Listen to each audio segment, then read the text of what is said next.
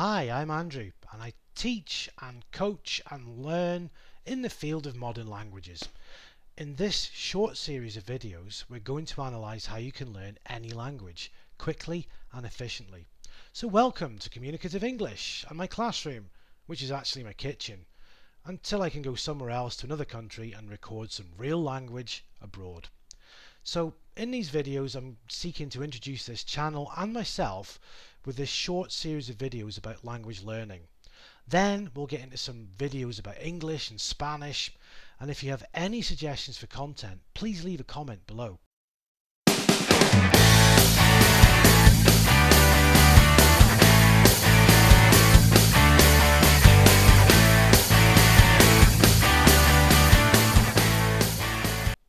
So this is a series of self-help videos, not a language course.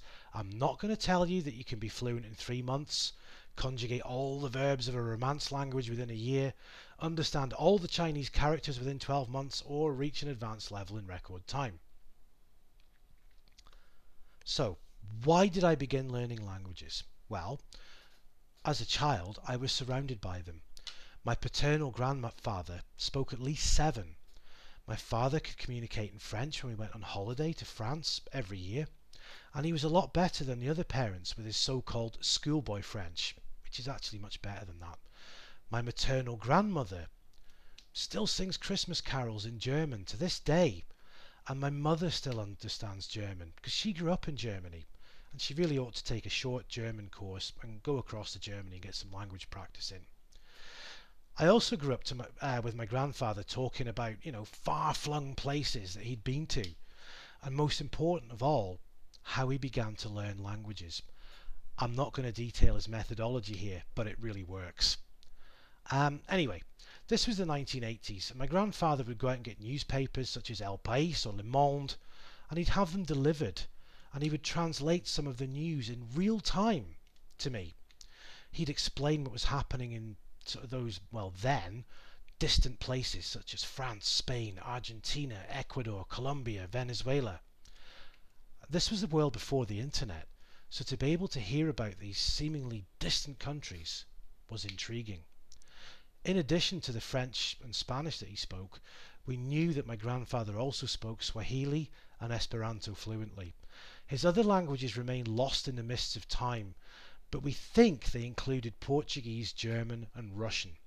Anyway, French and Spanish were enough then. So how did he learn languages from scratch as he travelled the world? Well, as I said, he told me, but I'm not going to detail that methodology here.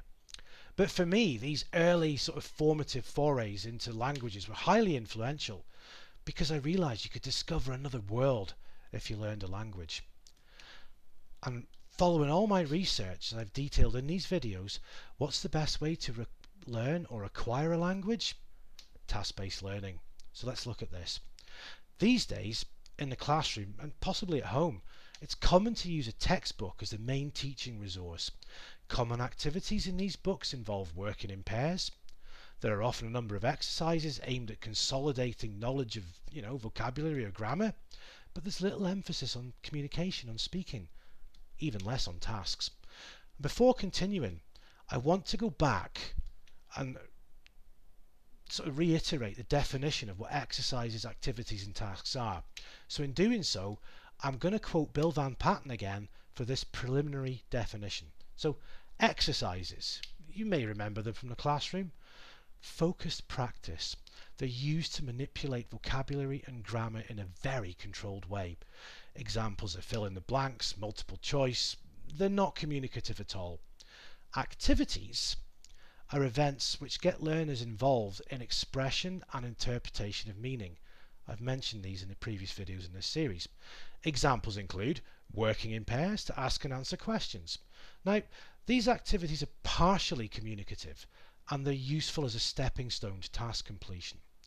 But tasks are similar to activities in that they involve the expression and interpretation of meaning, but tasks also have a purpose which is not language related. In task-based learning, learners use language to learn something about each other or the world around them, and tasks are fully communicative in nature.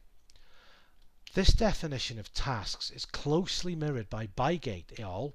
In 2001, who defined a task as an activity which requires learners to use language with emphasis on meaning to attain an objective. So, tasks are opportunities for students to concentrate on meaning, focused language use. Tasks don't involve activities to practice new grammar points in pairs. Tasks don't involve extensive writing to display mastery of specific grammar or vocabulary points. Exercises and activities are primarily focused on form. The aim is to practice a component which has been presented to the class. Exercises and activities are based on the present, practice and produce (PPP) model. Tasks are far more open.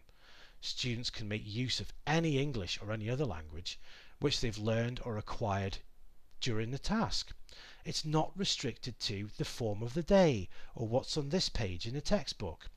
Students are free to express themselves how they wish in order to achieve the goal of the task.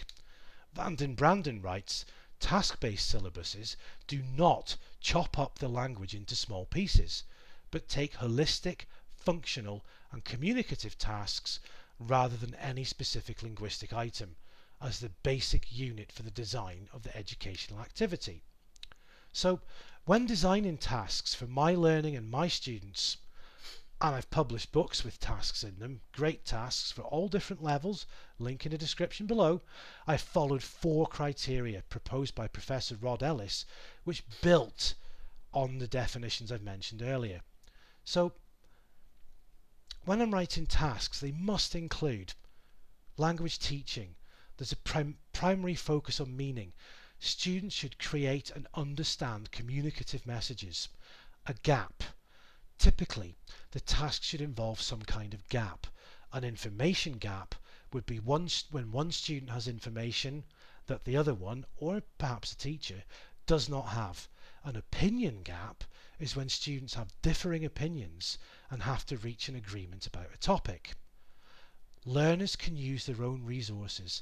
They're free to use their own linguistic resources, but they can also use non-linguistic resources such as facial expressions, body language and posture.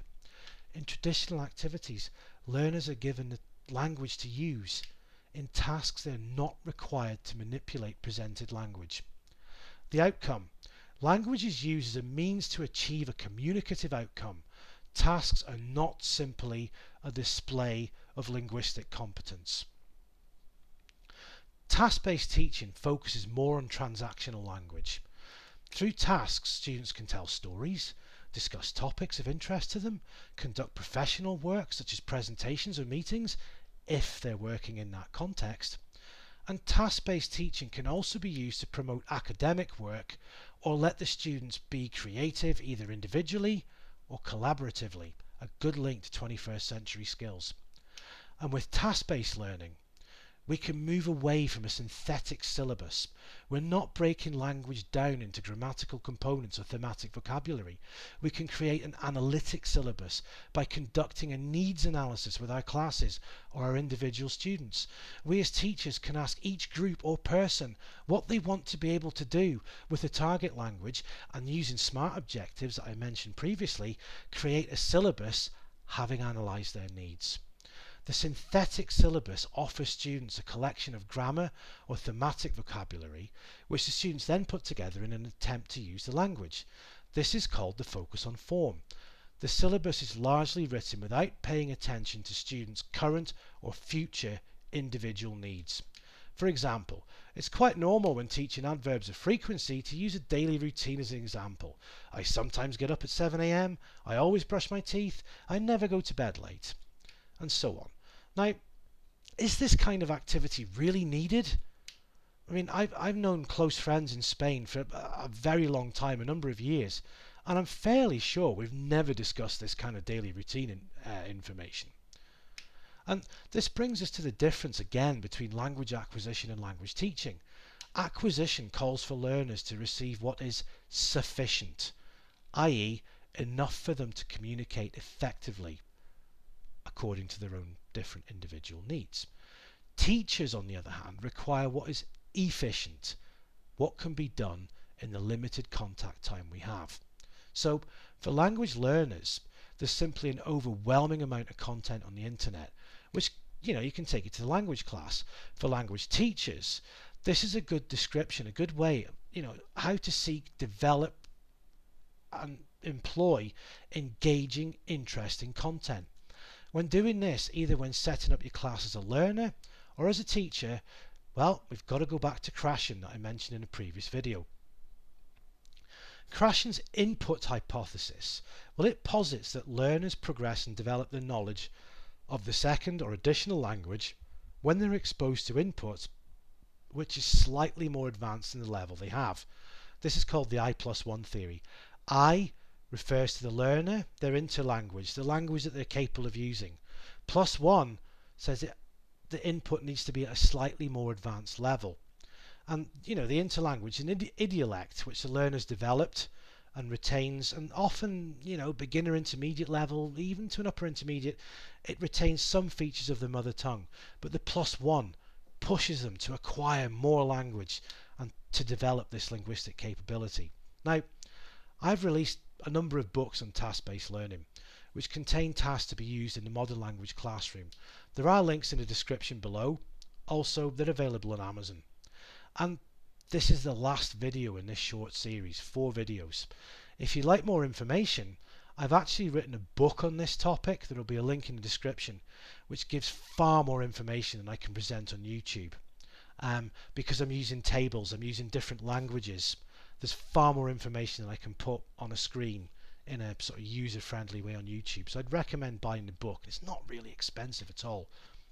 I'll also link to my website below if you'd like English or Spanish classes, if you'd like language coaching, or if you're a language teacher. I also offer training and coaching for language teachers. So these videos, they've drawn upon years of research and experience. So if you'd like to know more, obviously, as I've said, I'll link to the books and website in the description, and also my Facebook. Now, to finish, if you've enjoyed this video or this series of videos, please hit the like button. You can also subscribe and hit the bell notification icon so you know when I upload more content. Also, if you really like this video or this series, why not PayPal me or buy me a coffee? These things take a lot of making. Links are in the description. Anyway, that's it for today, and I shall see you next time. Goodbye.